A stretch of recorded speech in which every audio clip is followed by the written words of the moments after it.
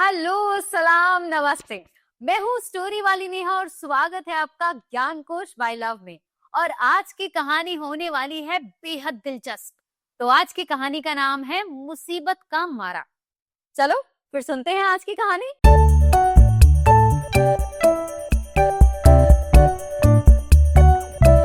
एक शहर में एक आसिफ नाम का आदमी था जो बहुत बड़ा व्यापारी था, कपड़ों का कपड़ा बेचता था। और इतना बड़ा व्यापारी था कि उसने खूब सारा पैसा, धन दौलत सब कमा लिया था। और व्यापार के चक्कर में ही वो कभी कभार एक देश से दूसरे देश और दूसरे देश से तीसरे देश में यात्रा ही करता रहता था। लेकिन अब आसिफ बूढ़ा हो गया था, तो उसने सोचा क्यों ना अपने व्यापार को बढ़ाया जाए।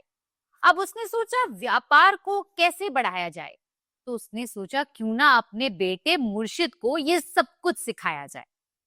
फिर एक दिन उसने मुर्शिद को अपने पास बुलाया और बिठा कर बोला कि सुनो मुर्शिद, हमारे पास बांग्लादेश से बहुत बड़ा ऑर्डर आया है और वो ऑर्डर को डिलीवर यानी कि देने के लिए हमें यानी कि आपको मुर्शिद को बांग्लादेश जाना पड़ेगा।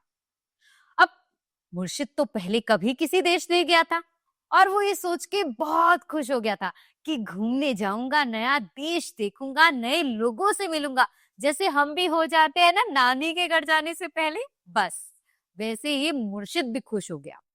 जब मुर्शिद बांग्लादेश पहुंचा और वहां जाकर एक बहुत सुंदर बड़े होटल में रुका, उस रुकने के दौरान वो बाहर बाजार गया घूमने के लिए। जब वो बाजार गया तो उसने देखा तरह तरह के लोग हैं, तरह तरह के फल हैं, तरह तरह की अलग अलग चीजें थी वहां।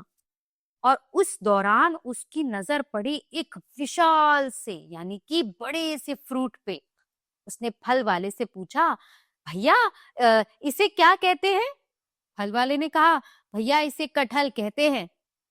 अब मुर्शिद उस कटहल को देखकर बहुत खुश हो गया।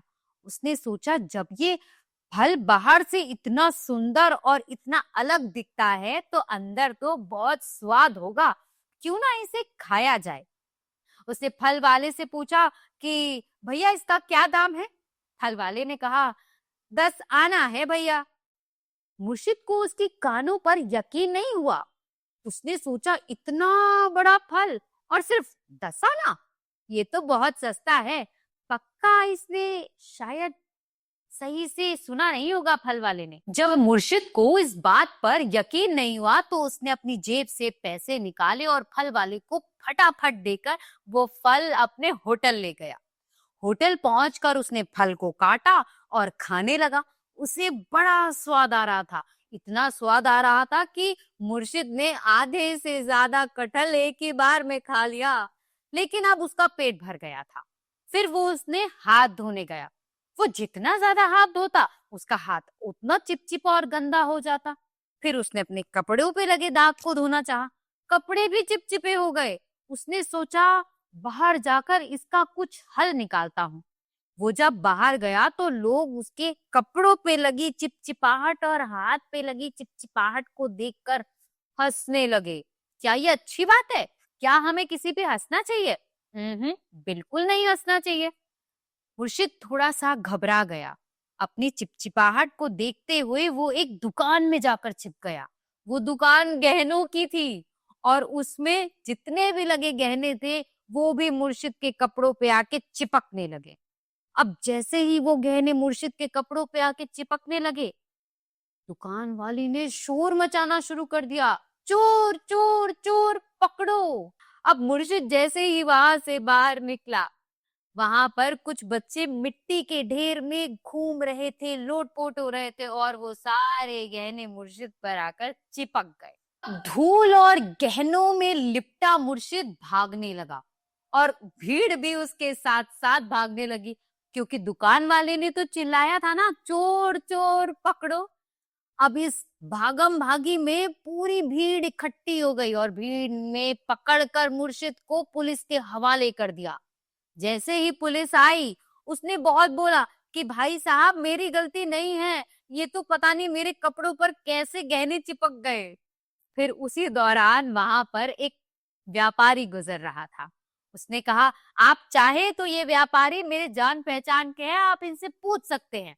व्यापारी ने बोला, हाँ जी भाई साहब, ये मेरी जान पहचान का ही है, ये मुर्शिद है, ये भारत से आया है। फिर फिर क्या, पुलिस ने उसे छोड़ दिया और व्यापारी ने उसके हाथ पैर धुलवाए, नए कपड़े दिए, अच्छा भोजन दिया और उसे साथ में एक सीख भी दी। सीख क्या दी? सीख ये दी बच्चों कि कोई भी नई चीज को अपनाने से पहले थोड़ी जानकारी उसकी ले लेनी चाहिए। तो मैं मिलती हूँ आपसे एक नई कहानी के साथ। तो ये थी बच्चों आज की कहानी, और ये कहानी अगर पसंद आई हो तो इस वीडियो को लाइक, शेयर और इस चैनल को सब्सक्राइब जरूर कर लेना। मैं मिलती हूँ एक बार फिर एक नई कहानी के साथ बहुत जल्द। तब तक ख्याल रखिए बच्चों, और थैंक यू सो मच।